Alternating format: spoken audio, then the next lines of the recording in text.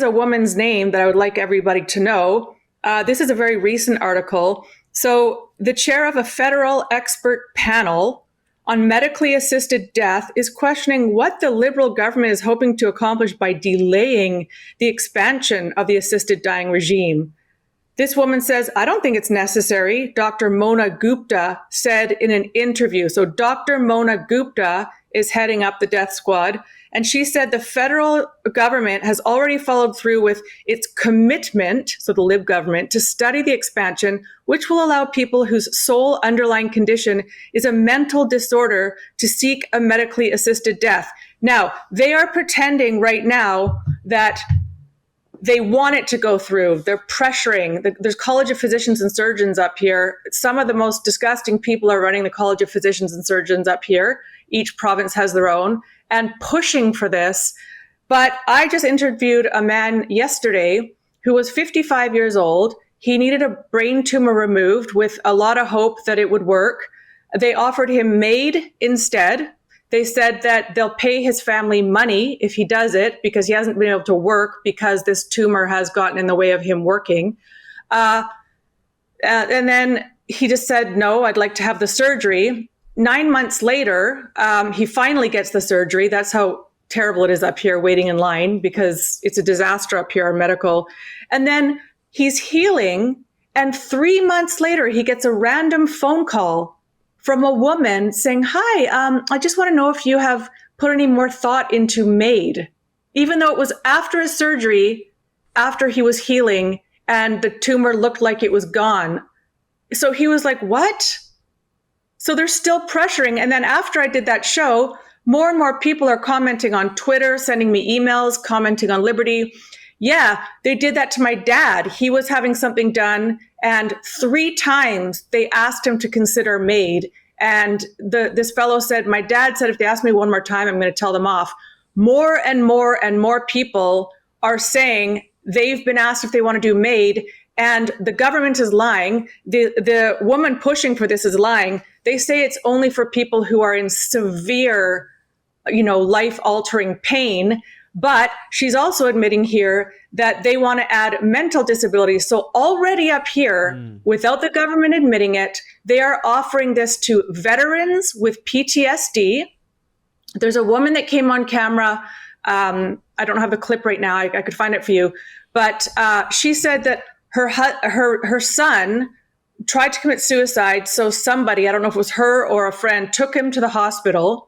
10 days later, she gets a phone call from the hospital. We've just done MAID for your son. He wanted it. So she's like, so you just killed my son? And they said yes, because he's over 18. So they used to do things like send them somewhere, maybe put them on medications.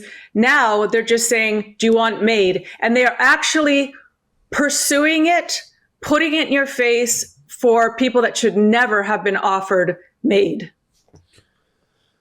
ODESSA, this is actually more alarming before I even got in the interview that I knew the depth that this is going to.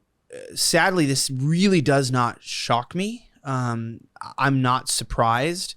I think a culture that pushes a sexualization of children, that doesn't understand the importance of innocence, already does not understand the purpose of life.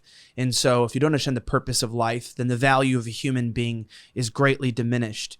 And we know that these alarmist false prophets and people that have been, predicting the doom of the world are nothing new, right? I mean, this is a very common way that people, obtain power and money. This is how you keep serfhood in the medieval times, right? We'll protect you and we will give you what you need as long as you give us your money, your effort, your time, and now your life. And this is how wars have been fought for generations, looking for the poor people in the country to, get a little bit ahead in order to sacrifice for the merit of a country.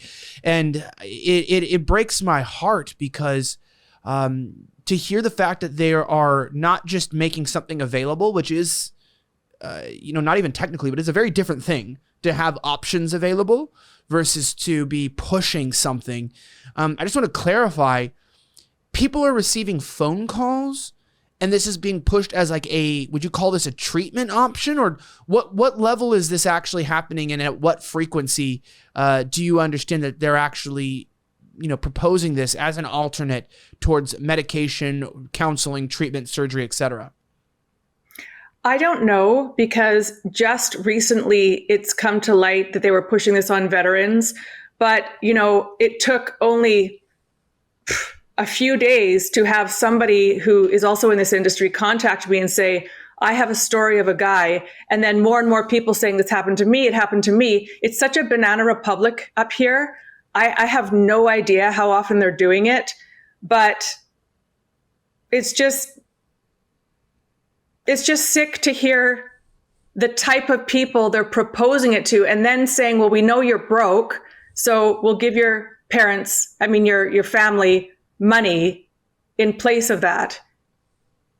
So when somebody's healing from having a tumor removed and it's going quite well for him, he put himself on CBD oil and he's actually thriving great, to have a random phone call months later, it's like they're trying to see, oh, are you suffering still? Like, is it a commission structure? It's just so tacky. And of course, this fellow felt like it's so degrading. It's so degrading. And also, it's infuriating because Trudeau is giving tons of money to Ukraine, tons of money to people all over the world. And a really great journalist up here did an investigation during COVID. People's salaries who are very high up in our medical world, who also, like the health authority, people like that who are in charge of deciding our fate with mandating vaccines, locking us down, they've gone from $400,000 a year to $800,000 a year overnight during COVID, $300,000 a year to $600,000 a year. We're finding out that all this money that's supposed to go to doctors, equipment, hospitals, isn't making it to the hospital and the doctors. My doctor says it's not either. And it's just more and more admin, more government jobs. And so any money being spent is being skimmed by admin. The admin is getting richer and richer and richer. Pharma's getting richer and richer. Literally, you have to stand in line at a clinic for 3 days to get antibiotics for your kids if they have a chest infection. It's that bad right now. A huge proportion of people in Canada don't have a doctor. Doctors are pissed off. They're quitting. They're way underpaid. And again, our CD, NDP, and Lib government will say, no, we just gave them raises. But it's not even making its way down to a lot of the doctors. It's being skimmed. And then, not that I'm against immigration. I'm not racist. We all came from somewhere else originally to Canada.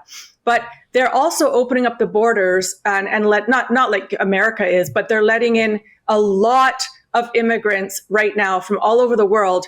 And they're getting $3,000 to $4,000 a month while they settle in, while they learn the language, can't work. But if you're a 55-year-old man who's born and bred Canadian, who's paid into the tax system his whole life, this guy had a business, they're asking you to off yourself and giving money to everybody else. So not only is this Depop, we know it's Depop because it's obvious, but a politician actually came out in Parliament and said out loud, it was on the news, this MAID program, this expansion of MAID is going to save healthcare and the Canadian taxpayer so much money. Isn't this great?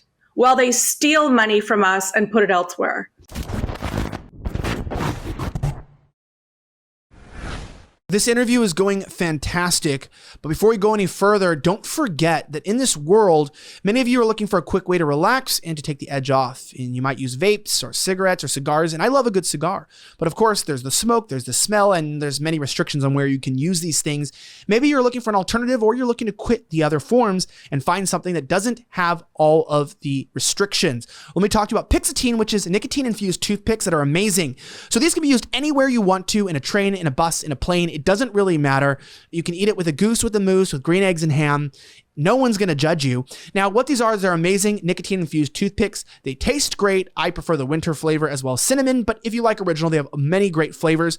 They're quick, they're accessible, they're very transportable, and of course, they give you that nicotine buzz that you need. Now, I don't like all the additives that are in cigarettes and other forms of cheap cigars. That's why these are a better solution for me. You may have other reasons why you might want to use them. They may be an alternative, and you may not want to quit smoking or something, and this is another way that you can do that without using all the smoke cloud clouds and plumes and vapes. They've also won many awards. Check it out right now if Pixotine might be the option for you. Go to Pixotine.com/Elijah right now for 20% off. Click the link in the description. That's Pixotine.com/ELIJAH. That's Pixotine.com/Elijah. Click the link in the description for 20% off the entire store. Find out if the nicotine toothpicks are for you. They're for me, and a lot of you guys have already bought them and said they were amazing. So I'm glad to have good feedback. So if you're looking for a nicotine alternative, go to Pixotine.com/Elijah for 20% off. Let's get back to the interview.